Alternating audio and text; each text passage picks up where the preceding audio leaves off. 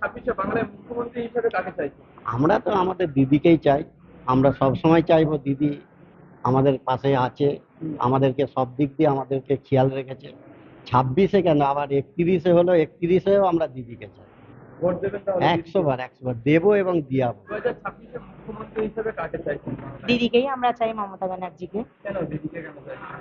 উন্নয়নের দিক থেকে দিদি কি বলবো, মানে শুধু যুবশ্রী কন্যাশ্রী এটা বাদ দিয়েও রাস্তাঘাট, ধরুন জল, মানুষের জলের পরিষেবা খুবই কষ্ট ছিল, কিন্তু দিদি আসতে যা পরিষেবা পাচ্ছে সেই হিসাবে আমরা বলবো যে দিদিকেই আমরা চাই। কিন্তু বিজেপি তো 26-এ বারবার বলছে যে আমরা আছি বলে কিছু হিন্দু সম্প্রদায় এবং মুসলিম সম্প্রদায় তারা ভালোভাবে বসবাস করতে পারছে। যতই বিজেপি আসুক, কিন্তু দিদির মতন উন্নয়ন তো এখনো কেউ কিছু করেন। ভোট সেই দেবেন হিসাবে তাহলে দিদিকে? হ্যাঁ, অবশ্যই দেবো, দিদিকে অবশ্যই ভোট দেবো। যেটা আমার অভিজ্ঞতা থেকে বলছি, 26-এ মুখ্যমন্ত্রী হিসাবে আমরা মমতা দিকেই চাই। কারণ উনি যে সমস্ত উন্নয়নের কাজগুলো করছে, উন্নয়নের কাণ্ডারি একটা যেটা মহিলাদের ক্ষেত্রে বলছি, যুব সাথী থেকে আরম্ভ করে, মানে এটা একটু দূরে চলে যাচ্ছি, একটা মেয়ে যখন সে গর্ভবতী হচ্ছে সেই সময় থেকে আরম্ভ করে, এবং মেয়ে যখন মা ভূমিষ্ঠ হলো তখন সে একটা টাকা পাচ্ছে, এবং স্কুলে যখন ভর্তি হচ্ছে তখনও সে একটা পাচ্ছে। তারও পরে যখন তার বিয়ে হবে সেই সময়তেও দিদির অনুদান পেয়েই চলেছে। তাই আমি বলবো যে 2026-এর ইলেকশনে আমরা মমতা দিদিকেই চাই। ভোট দেবেন দিদিকে? হ্যাঁ, অবশ্যই দিদিকে দেবো। ব্রিগেডের সভা দেখলাম, সভা দেখে কি মনে হচ্ছে মুখ্যমন্ত্রী এবারে কি হবে? দেখুন, ব্রিগেডের সভা এর আগেও আমরা দেখেছি, যখন মমতা বন্দ্যোপাধ্যায় যখন বিরোধী দলনেত্রী ছিলেন, আমরা 1992 সালে বামফ্রন্টের মৃত্যু ঘণ্টা বাজাবার সময় দেখেছিলাম ব্রিগেড ভরে গিয়েছিল। তাতেও আমরা রেজাল্ট পাইনি। তো সে তারই পুনরাবৃত্তি হবে এবারেও।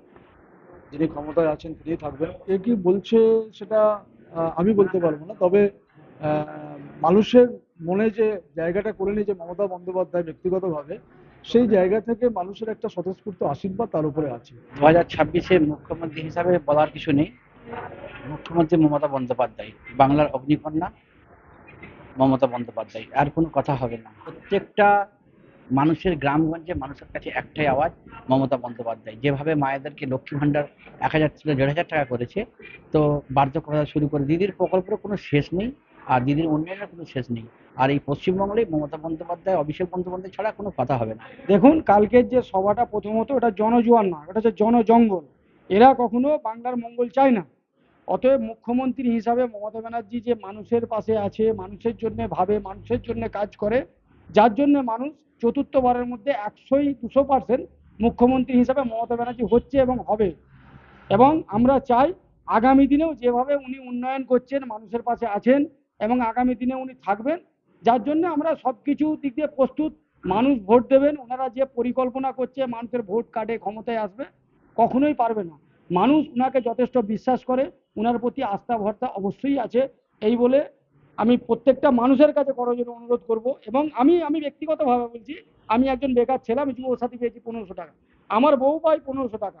তাহলে আমার বাড়িতে যদি 18×3600 টাকা উনি দেন, মানুষের কথা ভেবে, মানুষের কথা ভেবে, মানুষের জন্যে চাই। তাই আমি করজোড়ে সকল দেশবাসীকে, সমস্ত স্তরের মানুষকে আমি জানাবো, যাতে আগামী দিনে আবার মমতা ব্যানার্জি মুখ্যমন্ত্রী হিসাবে সিটে বসে। তার জন্য ওনার জন্য আমরা প্রার্থনা করব, সর্বস্তরের, সর্বজাতি, সর্বধর্ম নির্বিশেষে।